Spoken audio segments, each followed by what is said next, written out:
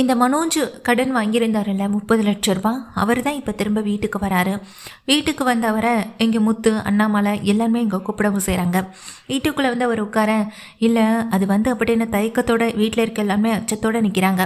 வந்தவரும் என்னங்க அன்னைக்கு நீங்கள் போட்ட காஃபி நல்லா இருந்ததுன்னு சொன்னல, இன்னைக்கு எங்களுக்கு காஃபி கிடையாதுன்னு சொல்லும்போது இருங்க ஒரு நிமிஷம்னு சொல்லிட்டு மீனா உள்ளே போயிட்டு காஃபியெல்லாம் போட்டு கொண்டு வந்து கொடுக்குறாங்க. ரவி ஸ்ருதினி எல்லாருமே ஹாலில் வந்து உட்காந்துருக்கேன். என்னாச்சு மனோஜ், இப்போது வீட்டில் ஒரு சின்ன பிரச்சனை போயிட்டுருக்கு, அதான் அவனால் இப்போதைக்கு பணம் கொடுக்க முடியலை அப்படின்னு சொல்ல வந்தவரும் அமைதியாக மனோஜை பார்க்குறாங்க. என்ன பிரச்சனை அப்படின்னு அவர் கேட்க, இல்லை என்னுடைய ஒய்ஃப் இப்போ என் கூட இல்லை, நானும் அவளும் பிரிஞ்சிட்டோம் அப்படின்னு சொல்ல, என்ன இது அன்னைக்கு 2 பேரும் ஒன்றா சேர்ந்து எனக்கு சைன் பண்ணி கொடுத்தீங்க, மாதம் ஆனால் 1 லட்ச ரூபா பணத்தை தரேன்னு சொன்னீங்க, இப்போ என்னடானா ஒய்ஃப் உங்கள் கூட இல்லைன்னு சொல்கிறீங்க. இட்ஸ் ஓகே, அது உங்கள் ஃபேமிலி பிரச்சனை, அதில் நான் தலையிடக்கூடாது தான். பட் நீங்கள் உங்கள் ஷோரூமுக்கு போகிறீங்களா இல்லையா? ஸோ இதை நான் கேட்குறதுக்காகவும் வரல, என்ன அதை மாதிரி நினைக்கவும் வேண்டாம் அப்படின்னு சொல்கிறாங்க. இல்லை அவன் சீக்கிரமாக போயிடுவான், கொஞ்சம் மனசு சரியில்லை, சரியானதுக்கு பிறகு மாதமான 1 லட்ச ரூபா பணத்தை திருப்பி எப்படியும் கொடுத்துருவான் அப்படின்னு முத்து சொல்லிட்டு இருக்காங்க. ஆமாம் சார், எப்படி நான் திருப்பி கொடுத்துட்றேன்னு மனோஜ் சொல்லிட்டு நிற்க, உங்களுக்கு அவசரமாக பணம் ஏதாவது தேவைப்படுதான்னு அண்ணாமலை கேட்க, இல்லையே அப்படின்னு சொல்கிறாங்க. இல்லை உங்கள் ஃபேமிலிக்கு ஏதாவது அவசரமாக பணம் எதுவும் தேவைப்படுதா என்ன அப்படின்னு சொல்லி கேட்க, இல்லையே சார் அப்படின்னு முத்து, அண்ணாமலைன்னு எல்லாரும் சொல்கிறாங்க. விஜயாவும் இல்லை ஏன் இப்படி கேட்குறீங்கன்னு கொஞ்சம் குழப்பத்தோடு கேட்க, இல்லை உங்கள் வீடு பற்றின நியூஸ் தான் எனக்கு வந்திருந்துச்சு அப்படின்னு ஃபினான்சியர் சொல்கிறாங்க. என்ன சார் சொல்கிறீங்க அப்படின்னு கேட்க, உங்கள் வீட்டை நீங்கள் விற்க போகிறீங்களா என்ன அப்படின்னு சொல்லி கேட்க, ஏன் வீட்டை விற்கிறதா, அப்படிலாம் எதுவும் இல்லையே அப்படின்னு அச்சத்தோட விஜயா சத்தம் போடுறாங்க.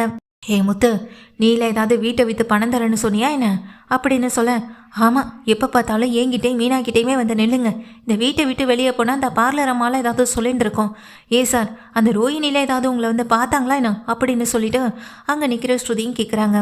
சச்சா ரோஹினியெல்லாம் என்னை வந்து பார்க்கல அப்படின்னு சொல்லிட்டு இருக்கப்போ அண்ணாமலை, சார் நீங்கள் என்ன விஷயத்தை பற்றி பேசுகிறீங்க, இந்த வீட்டை விற்க போகிறதா அப்படின்னு கேட்குறீங்க, அப்படியெல்லாம் நாங்கள் இந்த வீட்டை விற்கிறதாவே இல்லையே அப்படின்னு சொல்ல, அப்படியா அப்படின்னு சொல்லிட்டு தன்னுடைய பிஏவை பார்க்குறாங்க.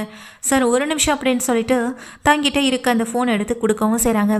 சார் இது உங்கள் வீடு, உங்கள் வீட்டோட ரேட் என்னன்னு போட்டிருக்கேன், 10 ரூபா சீக்கிரமாகவே கைக்கு கிடச்சிரும், இந்த வீட்டை நீங்கள் இதுக்கு முன்னாடியே புக் பண்ணுங்கன்னு சொல்லி எங்களுக்கு போட்டிருந்தாங்க. ஸோ அதனால தான் சார் நானும் பார்த்துட்டு வந்தேன், ஒருவேளை நீங்களே இந்த வீட்டை விற்கிறீங்களோ என்னமோன்னு எனக்கு ஒரு சந்தேகம் வந்துச்சு.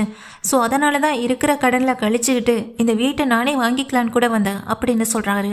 இதை கேட்ட முத்துவும் அண்ணாமலைக்கு ஒன்றுமே புரியலை. இல்லை சார் அப்படியெல்லாம் எதுவுமே நாங்கள் இங்கே விளம்பரப்படுத்தலை, இந்த வீடு நாங்கள் இப்போ விற்கிறதாவும் இல்லை அப்படின்னு சொல்ல, என்ன வெப்சைட் சார் இது அப்படின்னு சொல்லிட்டு அங்கே ரவியும் கேட்க, அங்கே ஸ்ருதியும் கேட்குறாங்க.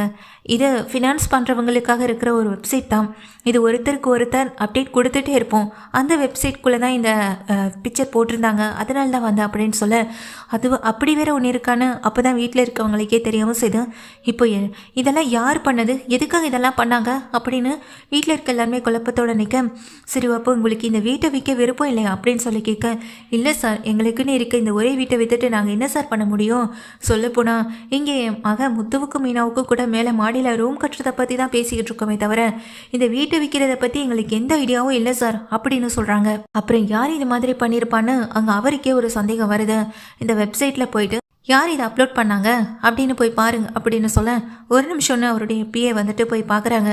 சார் இது சிந்தாமணின்றவங்க தான் இதை அப்டேட் பண்ணியிருக்காங்க அப்படின்னு சொல்ல, இதை கேட்டதுமே சிந்தாமணி, ஓ அந்த ஃபினான்ஸ் தொழில் மாதிரி வட்டிக்கு கடன் கொடுத்து வாங்கிட்டு இருக்காங்களே அப்படின்னு சொல்லி கேட்க, ஆமாம் சார் ஆனால் நிறைய இடங்களில் வீட்டை அடித்து பிடுங்கி வாங்கியிருக்காங்க அப்படின்ற மாதிரியான டீட்டெயில்ஸை சொல்ல, அப்புறம் நீங்கள் ஏதாவது அவங்க கிட்ட கடன் வாங்கியிருக்கீங்களான்னு சொல்லி கேட்க, இல்லை சார் சிந்தாமணிக்கிட்டேருந்து நாங்கள் இது வரைக்கும் 1 ரூபா கூட கடன் வாங்கினது கிடையாதுன்னு அண்ணாமலையும் சொல்கிறாங்க.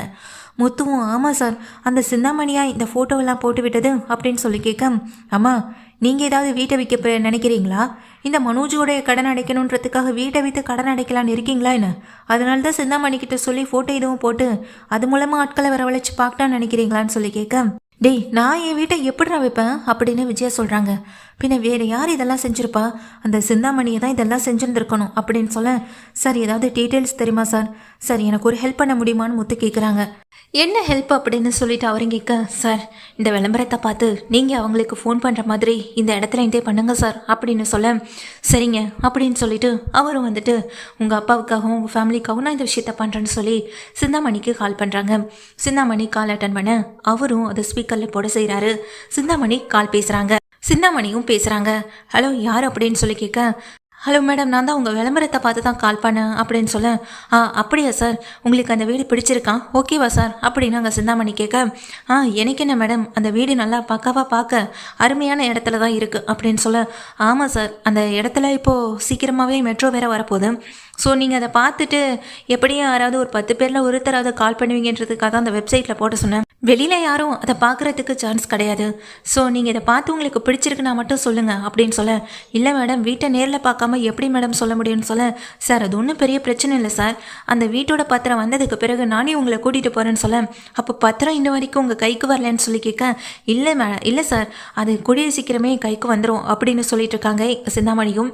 வீட்டில் இருக்க அத்தனை பேரும் இந்த சிந்தாமணி பேசுகிறதை கேட்டு அதிர்ச்சியில் அப்படியே நிற்கிறாங்க.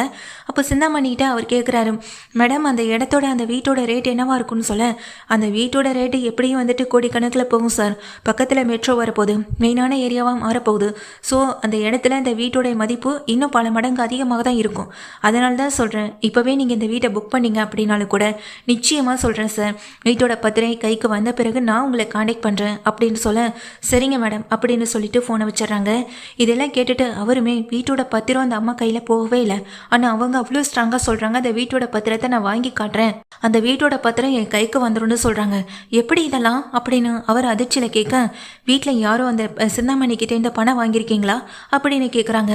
அம்மா முழிக்கிறத பார்த்தா, அம்மா ஏதாவது சிந்தாமணிக்கிட்டே இந்த பணம் வாங்கினீங்களான்னு சொல்லி கேட்க, 50,000 பணத்தை சிந்தாமணி தாண்டா என் கையில் கொடுத்துட்டு போனா, அதுவும் இந்த வக்கீல் கேஸு இதுக்கெல்லாம் எதுக்காவது செலவாகும்னு சொல்லி தான் அப்படின்னு சொல்ல, என்னம்மா பண்ணியிருக்கீங்க, 50,000 பணத்தை சாதாரணமாக கொடுத்துட்டு போனதா சொல்கிறீங்க, 50,000 பணத்தை வச்சு இந்த வீட்டை வாங்கிட முடியுமா என்ன அப்படின்னு சொல்லி கேட்க, இந்த 50,000 பணத்தை வச்சு அந்த வீட்டை அவ்வளோ சீக்கிரத்தில் அந்த சிந்தாமணியால் வாங்க முடியாது.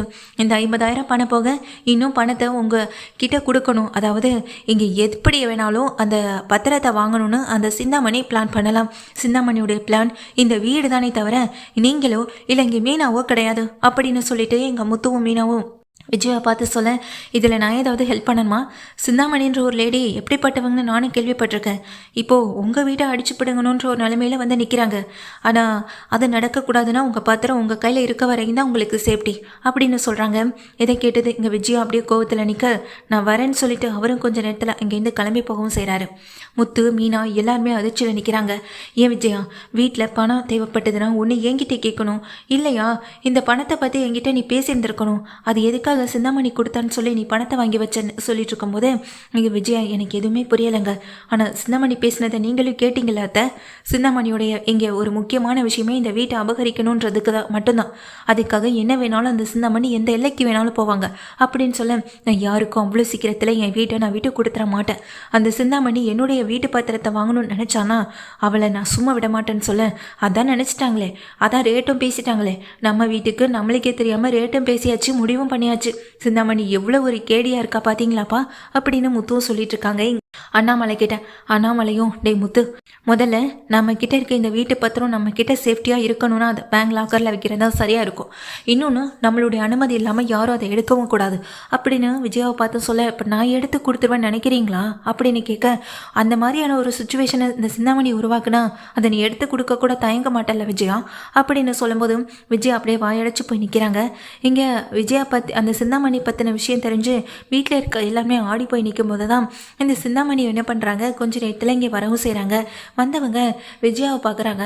என்ன மாஸ்டர், இன்னமும் பழசை பற்றி யோசனையிலே நின்றுட்டுருக்கீங்களா அப்படின்னு சொல்லும்போது, இல்லை மாஸ்டர், எனக்கும் உங்கள் நினைப்பாகவே இருந்தது, அதான் நானும் வந்தேன் அப்படின்னு அந்த வீட்டையே பார்த்துட்டு சுற்றி பார்த்துக்கிட்டே விஜயா கிட்ட பேச, என்ன பார்க்க வந்தீங்களா இல்லை வீட்டை பார்க்க வந்தீங்களா அப்படின்னு சிந்தாமணியை கேட்க, என்ன மாஸ்டர் என்ன பேசுகிறீங்கன்னு சொல்லி கேட்க, நீங்கள் கொஞ்சம் நேரத்துக்கு முன்னாடி என்ன பேசுனீங்க, யார்கிட்ட பேசுனீங்க, இந்த வீட்டை விற்கிறதுக்கு எவ்வளோ ரேட் பேரம் பேசுனீங்கன்னு எல்லாமே நாங்கள் காதில் வாங்கிட்டோம். போயிடும் அப்படின்னு சொல்ல, என்ன எல்லாரும் என்னென்னமோ பேசுகிறீங்களே அப்படின்னு சிந்தாமணி சொல்ல, அங்கே நிற்கிற ஸ்ருதியும், இன்னமும் இந்த வீட்டில் இருக்கவங்க எல்லாரும் முட்டாள்னு நினச்சிட்டு இருக்கீங்களா சிந்தாமணி?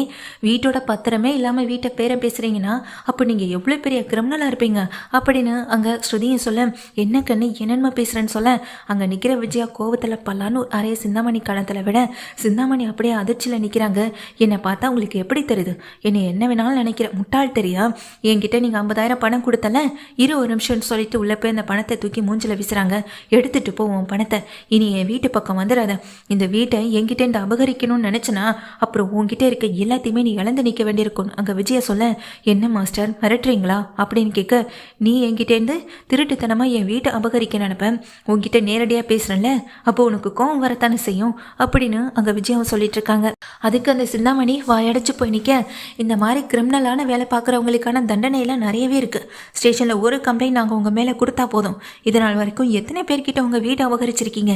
கடைசியில் எங்கள் வீட்டை அபகரிக்க போய் நீங்கள் அபகரித்த வீட்டையெல்லாம் திரும்ப இழக்க வேண்டிய நிலைமை வரும் அப்படின்னு சொல்ல, இந்த ஒரு வீட்டுக்காக மொத்த வீட்டை நீங்கள் இலக்கண்மா சிந்தாமணி அப்படின்னு அங்கே நின்றுகிட்டு இருக்க ஸ்ருதியும் கேட்க, கரெக்டாக சொன்ன பலகுரலே, பல பேருடைய வைத்தறிச்சல் சாபம் என்ன சும்மா விடுமா என்ன? நிச்சயமாக அதுவும் ஒரு நாள் இந்த சிந்தாமணியுடைய கையை விட்டு போகத்தான் போகுது அப்படின்னு சொல்ல, இதெல்லாம் முத்துவும் சொல்லும்போது மீனாவும் பார்த்து முறைச்சிட்டே நிற்க, நீ என்னுடைய தொழில் எதிரின்னு தான் நினச்சேன், நான் உன்னை விட்டு முன்னேறிடக்கூடாதுன்னு தான் நீ என் பின்னாடியே வர நினச்சேன். சரி, அது ஒரு பக்கம் இருந்தாலும் இன்னொரு பக்கம் வீட்டை அபகரிக்கும்னு நினச்சி நீ ஒரு பிளான் பண்ண பார்த்தியா? அங்கேயே நீ தோற்று போயிட்ட. பேராசை பெருநஷ்டம்னு சொல்லுவாங்க. முன்கூட்டியே இங்கே தகவல் தெரிவித்தா நமக்கு முன்கூட்டியே பணம் கிடைக்கும்னு நினச்சி நீ செஞ்ச விஷயம் இன்னைக்கு எப்படியெல்லாம் முடிஞ்சு போயிருக்கு பாரு அப்படின்னு அங்கே மீனாவும் சொல்ல, கரெக்டாக சொன்ன மீனா, இது பேராசைப்பட்டதுனால தான் இன்னைக்கு இந்த நிலமையில வந்து நிற்க, இல்லைனா நமக்கு இப்போ இந்த சிந்தாமணி பண்ண வேலைகள் எதுவுமே தெரியாமலே போயிருக்கமே. நம்ம வீட்டை அபகரிக்கணும், நம்ம வீட்டு பத்திரத்தை அபகரிக்கணும்னு நினச்சிருக்க இந்த சிந்தாமணியை பற்றி நம்ம எதையுமே கண்டுக்காமலே இருந்திருப்போம்ல அப்படின்னு அங்கே முத்துவும் சொல்ல, இந்த வீட்டை விட்டு வெளியே போ அப்படின்னு சொல்கிறாங்க எங்கள் விஜயாவும். சிந்தாமணி கழுத்தை பிடிச்சு தரதரன் வெளியே தள்ளுறது மட்டும் இல்லாமல், இனி என் வீட்டு பக்கம் வந்துடாத, அப்படி மீறி வரணும்னு நினச்சா கூட நான் உன்னை சும்மா விட மாட்டேன்னு அங்கே விஜயாவை சொல்லிட்டு கதவை இழுத்து வேகமாக மூட, சிந்தாமணி இதெல்லாம் தெரிஞ்சு போன ஒரு கோபம், அங்கே அவமானப்பட்டதுன்னு அசிங்கப்பட்டதுன்னு கவலை, இது மொத்தமும் சூழ்ந்து அப்படியே நின்றுட்டுருக்கவும் செய்கிறாங்க எங்கள் சிந்தாமணி. அடுத்து என்ன பண்ண போகிறோன்னு தெரியாத ஒரு சூழ்நிலையில் நிற்க, எங்கள் வீட்டுக்கு வந்த ஒரு மூலமாக ஒரு நல்ல விஷயம் நடக்கவும் செஞ்சுருக்கு. விஜயா, அவசரப்பட்டு நீ பண்ண ஒவ்வொரு வேலையும் எங்கெல்லாம் கொண்டு போய் விடுதுன்னு கொஞ்சமாவது இனிமேலாவது கவனிச்சுக்கோ. நீ பண்ண வேலை எங்கள் மனோஜ் வாழ்க்கையை அழிச்சுது. இப்போது நீ பண்ணிக்கிட்டு இருக்க வேலையால் நம்ம ஒட்டுமொத்த குடும்பத்தையே இது இங்கே ஒரு நடுத்தெருவில் கொண்டு வந்து விடத்தான் செஞ்சுருக்க பார்த்தது. நல்ல வேலை இங்கே வந்திருந்த அந்த ஃபினான்சியரால் நம்ம வாழ்க்கை நம்ம வீடு நம்மளுக்கு இப்போ தப்பிச்சு கிடச்சிருக்கு. இனிமேலாவது நம்ம சுற்றி இருக்கவங்க யார் நல்லவங்க யார் கெட்டவங்கன்னு பார்த்து பழகு.